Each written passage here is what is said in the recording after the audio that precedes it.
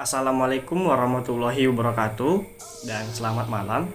Kami dari kelompok 1 akan mempresentasikan hasil PPT kami yang berjudul pengolahan teh hitam. Kami beranggotakan 7 orang. Yang pertama itu ada Roy Santo Sitohang, saya sendiri Al Iksan, Sane Ayomito Silaban, Bembi Pratama, Miguel Pratama, Wendy Novendi Sibarani, dan Lydia Teresia Saragi. Baik, terima kasih moderator. Di slide selanjutnya itu adalah alur kerja pengolahan teh hitam, di mana pada slide ini ada 6 tahap. Yang pertama itu pelayuan, yang kedua penggulungan dan sortasi basah, yang ketiga fermentasi, keempat pengeringan, kelima sortasi kering, dan yang terakhir pengemasan dan penyimpanan. Saya kembalikan kepada moderator.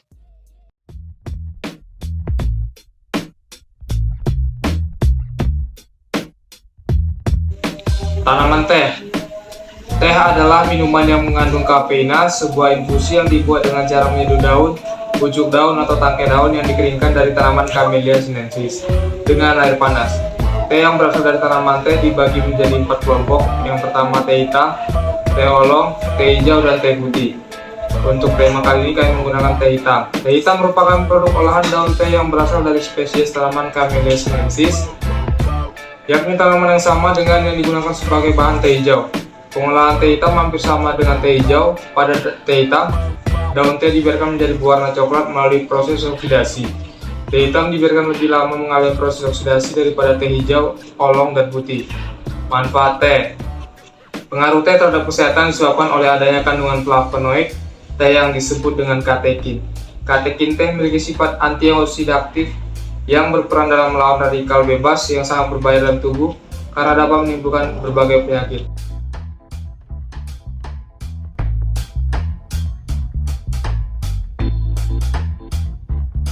Penggulungan dan sortasi basah. Penggulungan dan sortasi basah merupakan tahap pengolahan setelah proses pelayuan agar terjadinya pembentukan mutu, baik fisika maupun kimia. Selama tahap ini terjadi fermentasi yang merupakan ciri pengolahan teh hitam. Secara kimia akan terjadi peristiwa bertemunya polifenol dan enzim polifenol oksidasi dengan oksigen. Secara kimia terjadi penggulungan daun sehingga terjadinya pengecilan fraksi daun. Tujuan dalam proses penggulungan yaitu yang pertama menggulung pucuk, dan yang kedua mengecilkan fraksi daun, yang ketiga mengeluarkan cairan sel-sel di dalam fraksi daun agar dapat memungkinkan terjadinya fermentasi dari oksidasi cairan tersebut, dan yang keempat proses awal dimulainya fermentasi. Selanjutnya yaitu fermentasi. Fermentasi adalah hasil kerja enzim yang mengoksidasikan zat pada cairan teh. Tujuan fermentasi adalah untuk menghasilkan perubahan-perubahan kimia yang menyebabkan liquor atau aroma air seduhan dan aroma serta rasa teh. Hal ini disebabkan karena terbentuknya senyawa-senyawa yang mudah menguap, yang sebagian besar terdiri dari senyawa-senyawa aldehid, keton, dan alkohol. Proses fermentasi merupakan reaksi biokimiawi yang memiliki faktor-faktor penentu dan memerlukan syarat khusus. Agar fermentasi dapat berjalan optimal, maka suhu ruangan biasanya diusahakan agar tidak lebih dari 250 derajat Celcius dan kelembaban udara lebih besar dari 90%. Akhir dari proses fermentasi ditandai dengan perubahan warna dan aroma pada bubuk. Pada warna hijau, daun berubah menjadi coklat kemerah-merahan, serta aroma dari berbau langu menjadi seperti buah masak. Pengeringan. Tujuan utama dari proses pengeringan adalah menghentikan reaksi oksidasi polifenol dalam teh saat komposisi zat-zat pendukung kualitas mencapai keadaan optimal sehingga terbentuk rasa, warna, dan aroma. Penguapan air bubuk teh menggunakan udara dengan suhu dan waktu tertentu sampai kadar air yang dikandungnya cukup rendah. Tolak ukur dari proses pengeringan adalah kadar air teh kering, yaitu sekitar 2,5 hingga 3%, dan rasa yang tidak menyimpang. Pengeringan dilakukan dengan cara mesin type ECP, Endless Chain Pressure Dryer.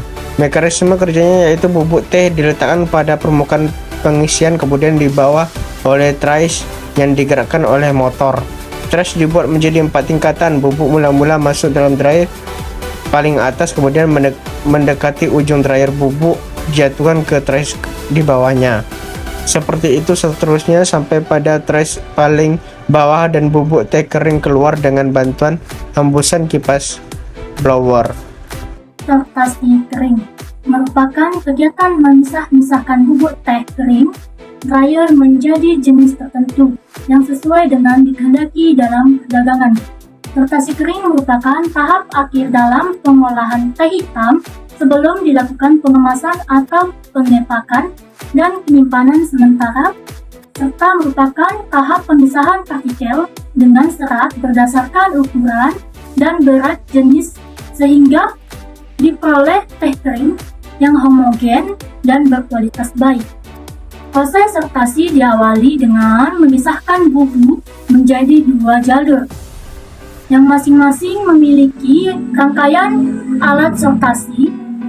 Yang pertama, jalur line digunakan untuk mensortasi bubuk 1, 2, dan 3, sementara jalur 2 untuk bubuk 5.